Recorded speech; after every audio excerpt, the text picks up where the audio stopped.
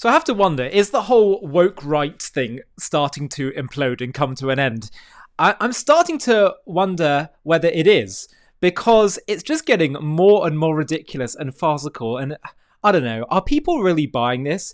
We've seen, and I covered this yesterday, and we'll talk about it a little bit more, Megyn Kelly going on to Tucker Carlson, as I predicted, showing more and more of a desire to pander to the Groypers, the alt-right, the Candace and Tucker audience, which is anti-Israel, conspiratorial, basically purist in their isolationism, even if it means the demise of America.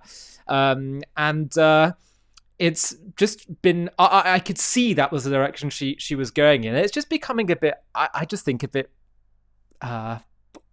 awkward and just obvious and a bit embarrassing, to be honest. And I just want to show you some of the reaction that I'm picking up online, where I think more and more people are becoming aware of this. And before I do, however, this footage over here of Tucker Carlson and his podcast, you know where this is being broadcast? On Iranian state TV right now, as the country is imploding. The Iranian regime has taken away people's internet and their ability, landlines, because they're worried about all this civil unrest. So what do they show to calm the people down? Tucker Carlson. That tells you, in my mind, all you need to know. By the way, someone just dug up one of Tucker's recent tweets, which again I think is an example. Sorry, this is from March last year, which again is, I think, an example of this implosion of the whole worldview. He wrote, "It's worth pointing out that a strike on the Iranian nuclear sites will almost certainly result in thousands of American deaths at bases throughout the Middle East and cost the US tens of billions of dollars. The cost of future acts of terrorism on American soil may even be higher. Those aren't guesses, those are the Pentagon's own estimates. A bombing campaign against Iran will set off a war, and it will be America's war. Don't let the propagandists lie to you." Well, what happened? Iran's nuclear regime has been massively scaled back as a result of Israel and America's actions. And now the people of Iran are rising up to try and overthrow the regime, and it's looking closer than ever. But then we saw Megyn Kelly on her continued journey, as I say, to pander to the conspiratorial alt-right. She said in this discussion here with Tucker Carlson, now she's saying, "I refuse to condemn Candace Owens, and I have no tolerance for anyone who they have no tolerance for anyone who will not defend Israel at every turn." Have a watch. First crowd that is. But I genuinely think he's not well. And I really don't think the president should let Mark Levin within 10 feet of him. He's not a well person. Yes. But there is a very ardent, extremely pro-Israel, and indeed, I will say, Israel first crowd that is doing what you said right now. And sure, Levin is one of them, but I'm just saying he's just such a nutcase. How can we really factor him into this argument? But so she basically goes in this whole tirade about how you have people who are Israel first and they won't tolerate any form of criticism of Israel. And it's frankly all completely straw men. It's not about that. The point is Megyn Kelly has stood up to defend people like Candace Owens. And now Nick Fuentes, it seems, in the same interview, she talks about Nick Fuentes, how he's actually, very compelling and has all this kind of stuff. And again, it's not outright endorsement of Fuentes, but it's doing things that kind of show I'm open to hear and I'm not going to just silence people. Candace Owens has been pushing, forget Israel for a second, pushing conspiracy theories that are implicating Erica Kirk and Turning Point in the assassination of Charlie Kirk. Yes, of course, ask questions, ask whatever you want. But if you keep pushing questions that don't actually have an end in sight, don't have evidence in sight, are just clearly there to try and push a narrative of views' attention, and because you want to incite hatred against certain groups, at some point you have to say, I think you do have a moral duty to provide some moral clarity. So a lot of people have been picking up on all of this, and I want to show you some of the reactions to this. So Jackie Chi wrote, "Megyn Kelly, you're deflecting. You know people are angry at you for 3 reasons. This is what she seems to be very good at, creating these straw men. Number 1, you ran defense for an open Jew hater who blames Jews for slavery, traffics in blood libels, and is trying to destroy Turning Point USA, Candace Owens. Then you told your audience to bleep for noticing that. 2, the problem isn't that you've criticized Israel mildly, it's you're aligning yourself with its greatest enemies, people who go far beyond simple criticism and deny October 7th rapes and Hamas culpability. who obsessively accuse Israel of genocide, Dave Smith, Marjorie Taylor Greene, and agree with people rewriting history in World War II, like Tucker.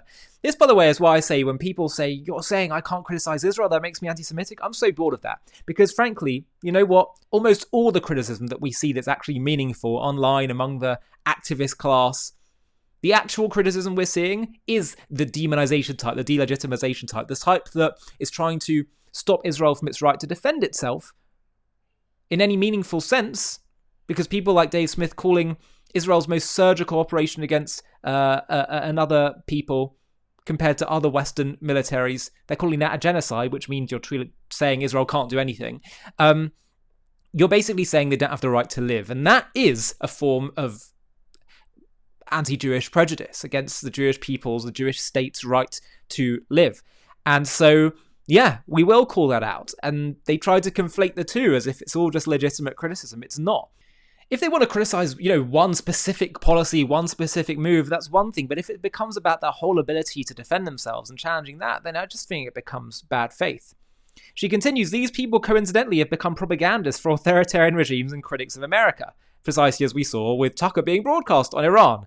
It proves that more than anything else, doesn't it? Point 3, you have been great calling out anti-Semitism on the left, but you've been silent about it on the right, and you've gaslit people trying to expose it. But more than silent, I'd say she's actually kind of rushing to their defense and being morally ambiguous about Candace and Tucker and now Fuentes. And then she suggests that in this other piece here, she says, I'm rethinking everything because maybe I've been fed propaganda about Israel and now I'm just going back to square one of thinking it all through again. Really, really. Nothing to do with trying to pander to Tucker and Candace's audience, because that's where she sees the wind blowing the direction of travel. As David Friedman, former American ambassador to Israel, said, she's been a journalist for 20 years and only now she claims she's only been exposed to the views of the pro-Israel camp, who allegedly control the narrative. Now she's going to get to the real truth? You've got to be kidding. Anti-Israel media is everywhere. It's 10 times the pro-Israel press. How about picking up the New York Times or the Washington Post or watching CNN or that station Al Jazeera funded by the Qataris? It's as obvious as daylight as dawn that she is turning on Israel because she has a personal beef, not with Israelis, but with people who dare to express their disappointment with her admittedly uninformed opinions and personal cowardice. Opinion journalists who change their views on serious subjects because of personal catfights are unworthy of any more attention. I certainly will go elsewhere. By the way, I don't even know if it's personal beef. It might just be expediency, thinking that's what her audience wants to hear. Don't know. Ashton Forbes wrote, I feel like I'm taking crazy pills. Does Meghan Kelly know Charlie? Because now she's coming to the defense of Candace. And then came Candace Owens. And that she really drives people crazy. She drives them crazy. They were very angry that I didn't call her out for what she said about Israel possibly being involved with Charlie Kirk. Well, I didn't call her out because I was totally fine with those questions being raised and still am. Right. And Ashton wrote, does Meghan Kelly know Charlie Kirk's shooter is in custody awaiting trial? Why is she being deliberately obtuse? His name is Tyler Robinson, a homosexual left-wing trans furry lover who came from a Mormon background. You're allowed to ask if Israel was involved, and we're allowed to call you an insane grifter devoid of common sense. I'm over all of this fake schizo Israel conspiracy propaganda. It's being pushed by third worlders who hate America and our allies. Jackie Chi also wrote, when she's mocking her fans who think she should stand up for Erica Kirk and Turning Point USA, Meghan characterizes people asking her to expose Candace's slander campaign as one more voice saying something nasty about Candace. No need to say anything nasty. Simple honesty would do just fine. And by the way, none of us are asking her to hold Candace to account anymore. She clearly won't. We're at the point of holding Meghan herself to account. Absolutely right. Corey Walker, Washington correspondent for The Algerminer, said, when she said this about Nick Fuentes, he's very interesting and he's very smart. And on a lot of things, there is value to be derived from that guy's messaging. I'm sorry, but he actually has a lot of things he talks about that you're like, oh, this is not a bad point. Nick Fuentes. Yeah. There's plenty of people who make exactly the same. If Nick Fuentes, once in a blue moon does make a valid point, there's plenty of people who don't spout the kind of evil, hateful nonsense, conspiratorial nonsense that he spouts that also say that. The only reason she's legitimizing Fuentes, again, is because of cynical expedience and pandering, in my mind. Corey Walker said, I'm starting to understand how the permission structure which enabled the Holocaust came into being. So many formerly reasonable people have decided to side with the Nazis because it's easier and more expedient. and profitable. Jackie Chi wrote, "The whole thing has been very illuminating to me as well. The way they ignore blatant Jew hatred and excuse it as either deserved or non-existent while deflecting to just criticizing Israel is bone-chilling. And it makes you realise the Holocaust probably didn't happen because of deep hatred on the part of the general populace.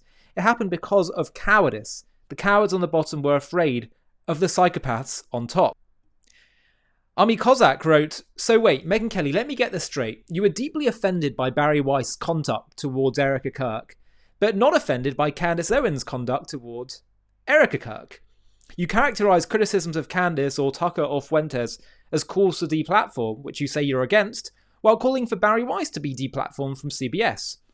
I get it. No one likes to be told what to do. No one likes to be demanded to do something. It's annoying. But that really shouldn't have any bearing on whether or not a decision or position is right or wrong. If you're saying that when pressured to say or do something, you immediately just do the opposite, then you're admitting that you're operating from a place of reactionary emotion and not reason, rationality or critical thinking. If people in the pro-life movement began annoying you or making demands of you, would that make you less pro-life? I've been finding all of this genuinely baffling. Open to discussion, criticism and feedback. I hope you are too." Seth Dillon said, "That was very reasonable and kind, so she will no doubt call you names and unfollow you now." Seth Dillon of the Babylon Bee, a major figure on the conservative right in America, said, in the aftermath of her saying this about Nick Fuentes, "Evil people are often smart and charismatic. That's what makes them dangerous. And that's why our duty is to stand in their way, not to do everything we can to clear their path." Absolutely right. And that's why when people said, "Ollie, you've got to be careful about talking about Megyn Kelly. She's been an ally." I'm sorry, I could see this is the direction she's heading in. I could see she seems to be acting in a place of, it seems to me, bad faith and pandering and just justifying lies and nonsense and immorality. And I feel, like Seth does, that we have a duty to call this out. As Seth also wrote, "Always do the right thing unless people who have long supported and respected you begin urging you to do the right thing. In that case, curse them and do whatever gets the most engagement, for this sums up the law and the prophets." Hilarious. Now, Ariel Azarad wrote something that I have to ask you, my audience, what you think. They've become boring, and I agree, this is getting a bit boring now, isn't it? They've run out of guests who are willing to sit down with them, so now they just endlessly interview each other. It's a race to see who can be more transgressive because it's all getting so dull and repetitive now. Expect all this to get infinitely stupider. So I have to ask you, my viewers, as well. Do you think it's time that we just ignore them and stop talking about them? On the one hand, it's so boring, pathetically stupid, and feels like a waste of time when we can be talking about really meaningful, interesting, relevant content. On the other hand, a lot of people still listen to them, and maybe we need to provide that moral clarity. Please comment and let me know what you think about this. Insurrection Barbie wrote, "Megyn Kelly is not stupid. She knows damn well Israel didn't kill Charlie Kirk. She knows damn well she can ask any question she wants in the conservative movement, as long as it's coming from a place of honesty and integrity and good faith. Lastly, she knows Mark Levin's problem with Jack Posobiec has nothing to do with the rosary and everything to do with using it to prop up lunatic Jew haters. There's pictures and video evidence of all the various things that are going on by the Jew-hating, anti-American, pro-Dugan right. They don't hide their agenda. In fact, they explicitly state what the end goal is. She's not stupid, and so the only other alternative is much worse, because it means she's diabolical and is knowingly fracturing the conservative movement and radicalizing young men into hating America and Jews and Western civilization. Where I really struggle is why. Why would you tank your credibility? Unsure. Some people say she blows with the trends. Other people say she's actually quite scared and nervous about people, her audience turning on her, maybe own safety. I don't know. I did an interview with Josh Hammer, which you can look up on JTV from a few weeks ago, where he gave some insight into this. But here's where it gets even funnier. Have a watch of this clip of Tucker when talking about what happened. I think this was in the aftermath of America capturing Maduro, the Venezuelan leader, a few days ago. A remarkable operation. Here's what he has to say here. It is wrong for bigger countries to swallow up smaller countries just because they want to. That's why we declared war against Germany when they went into Poland. But weirdly, we did not declare war against the Soviet Union when they did the same thing the same day. But whatever. Has he got his history right there? Did America declare war on Germany when Germany invaded Poland? No. They waited, I think, a few years still, until They were attacked directly at Pearl Harbor. Completely got his history wrong there. And, the other thing about what's going on with Maduro is an evil leader who was directly responsible for sinister actions against America, whether it's drug cartels, enabling America's enemies to grow. And America is not going to take over Venezuela, regardless of the wrongs and rights of what they've done here. They're not going to take over Venezuela indefinitely and make it an American state. In some ways, I imagine they're going to try and restore order and civility and democracy back to the Venezuelan people. Brent Shearer, I can't get over this clip. It's complete fiction. Timeline is off by 2 years. People watch these podcasts, get fed fake history, and form ridiculous worldviews based on trash. Mike wrote, Tucker knows nothing. The US didn't declare war on Germany in 1939. After Germany invaded Poland, the US remained neutral for more than 2 years. American public opinion was strongly isolationist. The US entered the European war only on December 11th, 1941, after Japan attacked Pearl Harbor, after the US declared war on Japan, and after Germany declared war on America. The claim that America went to war with Germany because of Poland is basic historical illiteracy. Dinesh D'Souza wrote, Tucker says the US went to war against Germany when they went into Poland. Huh? The US didn't do that. Germany invaded Poland in 1939. The US entered the war in 1941. What kind of fake history are we getting here? This is the point, my dear friends. In the end, we're going to realize throughout all of history, the anti-Semitism, in Tucker's case, sometimes conspiratorial, anti-American, whatever it is, kind of viewpoints are based on nonsense. The hatred towards Israel, the lies about Israel ceding the land and all of this. We're going to look back on this one day and see what do they call it? The banality of evil. The pity of it all. How it's based on nothing.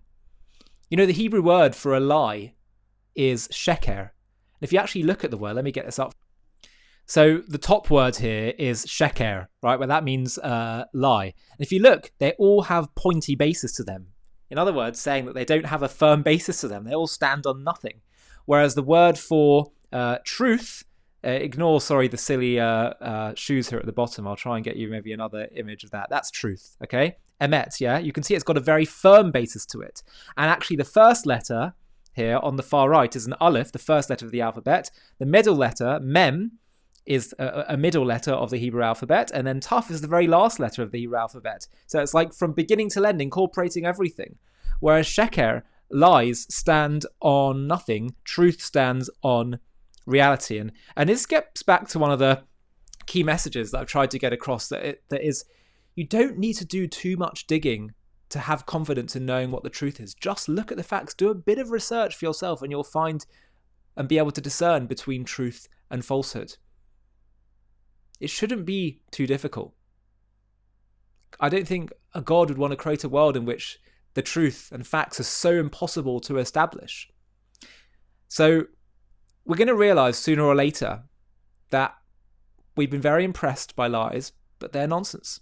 And lies in all walks of life, not just in the political realm, but always in which evil tries to influence us to convince ourselves in our relationships and all aspects of life that it represents something true or valid.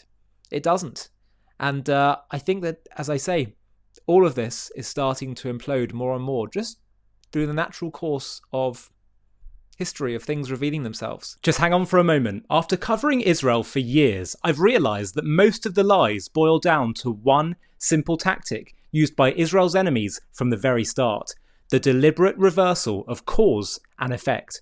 And our new documentary exposes exactly how this works. Have a watch of our trailer for our new film called The Great Reversal, and you can watch it in full right now by clicking the link below in the video description. For decades, one idea has shaped how much of the world understands the Israel-Palestine conflict. Israel did something wrong, and the Palestinians simply resisted. Whether it's 1948 or the recent war in Gaza, the story is the same every time. Israel provokes, Palestinians resist. Israel oppresses, Palestinians fight back. This narrative dominates campuses, the media, and much of global politics. It feels familiar, it feels intuitive, and for many people, it feels true. But what if the sequence is backwards? What if the origin point and every major chapter that followed has been told in reverse? In the wars of 1948 and 67, in the collapse of Oslo, in the suicide bombings of the Intifada, in the rockets after Israel withdrew from Gaza, in the massacre of October 7th, and the global narrative that followed. In this JTV Plus documentary, we're going to expose the great lie that has reversed cause and effect, a narrative engineered to help the real aggressors erode Israel's legitimacy. We'll trace the conflict from its origins to the present day, revealing how at every stage the true sequence of events was inverted, how aggression was reframed as resistance, how defense was recast as provocation, and how a conflict rooted in hatred of Jews was deliberately twisted into a story that blames the Jews. Join us as we restore the story to the order in which it actually happened and uncover the truth hidden beneath a century of lies. To watch this JTV Plus documentary and access much more premium content, click on the link in the video description.